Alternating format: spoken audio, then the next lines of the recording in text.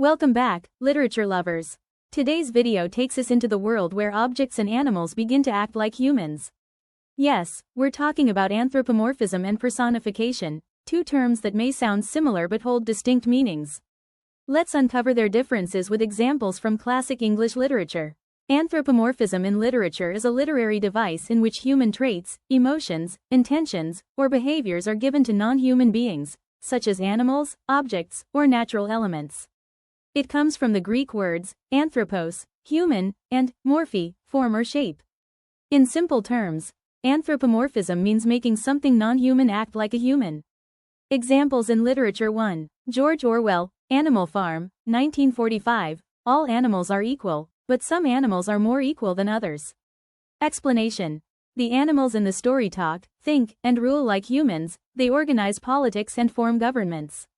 This is anthropomorphism because animals literally behave as human beings. 2. Lewis Carroll, Alice's Adventures in Wonderland, 1865, Oh dear. Oh dear, I shall be too late, said the White Rabbit as he took a watch out of his waistcoat pocket. Explanation. The White Rabbit speaks, wears clothes, and worries about time, all human behaviors. This is anthropomorphism. 3. Rudyard Kipling, The Jungle Book, 1894, We be of one blood, ye and I, said Mowgli, holding out his hand to the wolves. Explanation. The wolves talk and share emotions with a human child. Clearly anthropomorphism, since animals act as reasoning, speaking beings. Now coming to the purpose of using anthropomorphism as a literary device in literature. Purpose. To make stories more engaging or relatable.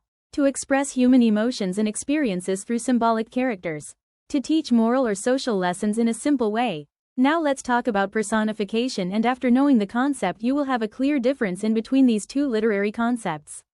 Personification. When non-human things are described using human qualities, but they don't actually act like humans. It's a figure of speech used mainly in poetry or description. For example, the wind whispered through the trees. The sun smiled down on us. Here, the wind and sun aren't literally whispering or smiling, it's a poetic way to describe them.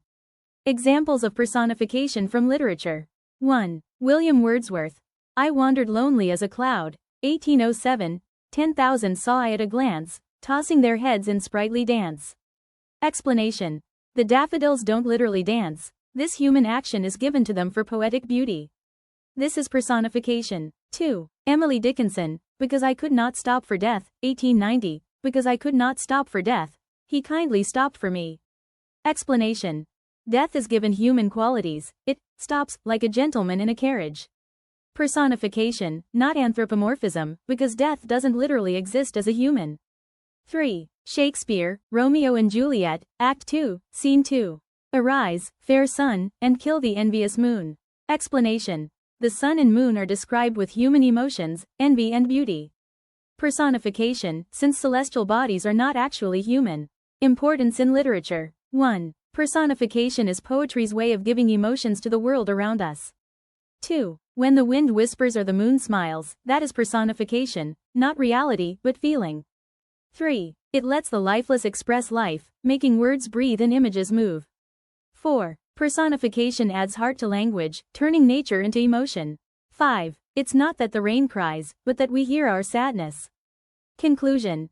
In conclusion, while both anthropomorphism and personification involve attributing human qualities to non-human entities, their purposes and depth of portrayal differ significantly. Personification is a literary device used to create imagery, emotion, or symbolism by briefly giving human traits to objects or abstract ideas. Anthropomorphism, on the other hand, goes beyond mere description. It fully humanizes animals or objects, allowing them to think, speak, and behave like humans, often forming characters within a story. In essence, personification enhances expression, while anthropomorphism transforms being. One decorates language, the other builds life within it. Thank you for joining me in today's literary discussion. Stay connected for more videos that dive deep into the art and language of literature. Like, share and subscribe for watching more videos related to English language and literature.